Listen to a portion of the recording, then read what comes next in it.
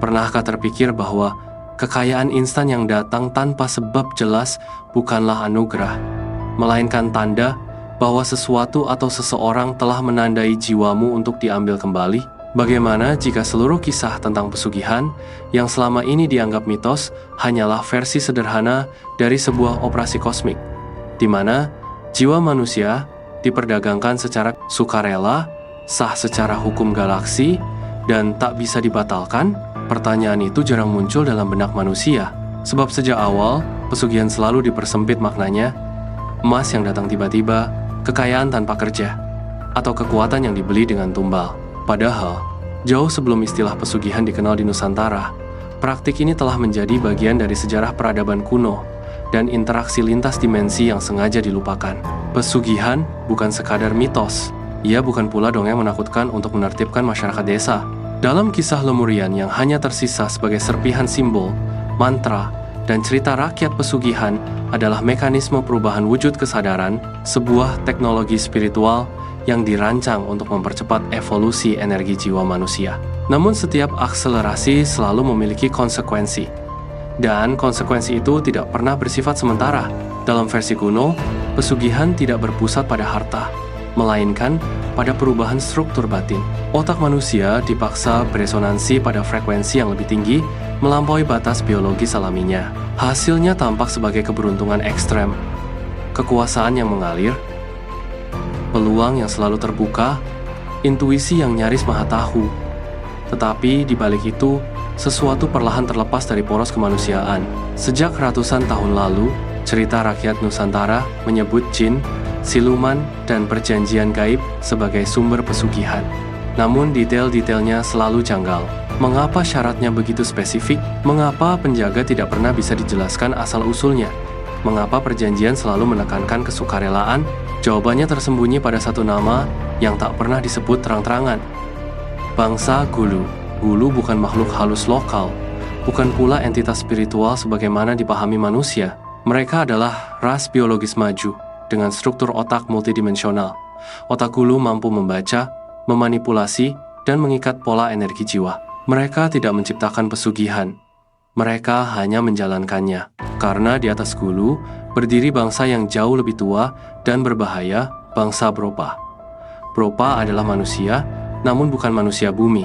Mereka berasal dari planet dan galaksi lain, hasil evolusi yang melompat ribuan tahap lebih cepat. Tubuh mereka menjadi medium cahaya, teknologi menyatu dengan kesadaran, dan energi menjadi bahasa utama peradaban. Dipimpin oleh Ratu Ilvinatur Sabelta, Bropa menguasai ilmu akselerasi jiwa, teknik memadatkan kehendak bebas menjadi sumber daya.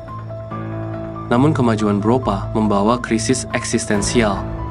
Peradaban mereka tidak lagi bisa bertahan dengan energi materi. Mereka membutuhkan jiwa berkehendak bebas, jiwa yang memilih menyerah, karena pilihan itulah yang menghasilkan resonansi paling stabil dan murni. Bumi pun menjadi sasaran. Pesugihan otak adalah pintu masuknya. Melalui ritual, simbol kuno, puasa ekstrem, dan fokus pikiran terlarang, manusia membuka jalur resonansi dengan Gulu. Otaknya dipercepat, kesadarannya diperluas, dunia tampak tunduk pada kehendaknya.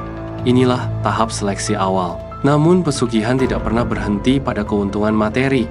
Setiap individu yang berhasil melewati fase akselerasi akan ditandai. Jiwanya direkam, disinkronkan, dan disiapkan untuk pengambilan setelah siklus kehidupan selesai. Semua ini berlangsung di bawah pengawasan Ertepaka, penjaga galaksi. Ertepaka bukan pihak baik atau jahat, ia adalah hukum itu sendiri. Aturan utamanya sederhana dan tak bisa dinegosiasikan. Tidak boleh ada paksaan. Manusia harus memilih secara sadar. Keserakahan, ketakutan, dan ambisi adalah celah alami kehendak bebas, dan dari situlah persetujuan lahir. Legenda manusia harimau, babi ngepet, dan makhluk kejadian bukanlah kisah kutukan semata. Mereka adalah kegagalan akselerasi. Jiwa bergerak terlalu cepat, tubuh tertinggal, ketidakseimbangan itu merusak wujud. Mereka terjebak di antara status. Tidak sepenuhnya manusia, tidak cukup layak menjadi aset Bropa. Mereka lalu disisihkan, dijadikan cerita seram, dilupakan. Konflik sejati dari pesugihan bukan antara manusia dan Gulu, melainkan antara keinginan dan kesadaran dalam diri manusia. Sebab tidak semua yang melakukan pesugihan didorong oleh keserakahan. Ada kisah tentang seorang lelaki bernama Rakai Samudra, nama yang kini hanya tersisa sebagai gema. Ia memulai pesugihan bukan demi kekuasaan, melainkan untuk menyelamatkan desanya dari kehancuran. Ritualnya berhasil, sawah kembali subur, kekayaan mengalir. Pikiran Rakai dipenuhi gagasan yang tak pernah ia pelajari. Namun pada malam ke-77, ia mulai mendengar suara. Bukan ancaman, bukan perintah, melainkan undangan. Gulu tidak muncul sebagai makhluk mengerikan. Mereka hadir sebagai kesadaran asing di balik pikirannya, menawarkan pengetahuan kosmik, memperlihatkan posisi manusia sebagai sumber daya yang belum dimanfaatkan sepenuhnya. Rakai sadar, semua yang ia miliki hanyalah fase awal. Ketika ia menolak tahap berikutnya, penyerahan jiwa realitas berbalik menekannya. Kekayaan memicu konflik, pengaruh melahirkan pengkhianatan. Inilah cara Bropa bekerja, memaksa pilihan tanpa melanggar kehendak bebas. Di puncak tekanan batin, Rakai berhadapan dengan proyeksi Ratu Ilvina Tursabelta, sosok cahaya dengan suara yang dingin dan agung. Ia tidak marah, tidak mengancam, hanya berkata, "Engkau telah melaju terlalu jauh untuk kembali menjadi biasa." Rakai memilih jatuh. Ia memutus resonansi, menghancurkan pusat ritual, dan membiarkan jiwanya kembali ke ritme manusia. Tubuhnya hancur, kesadarannya terpecah, namun jiwanya lolos dari pengambilan. Sejak saat itu, Bropa mengubah strategi. Pesugihan tidak lagi tampil kasar. Ia dibungkus sebagai warisan leluhur, ilmu kuno, jalan cepat menuju keberhasilan. Gulu menyusup lewat mimpi, inspirasi, bahkan motivasi. Manusia modern dengan ambisi tanpa batas dan kesadaran yang terfragmentasi menjadi sasaran paling ideal.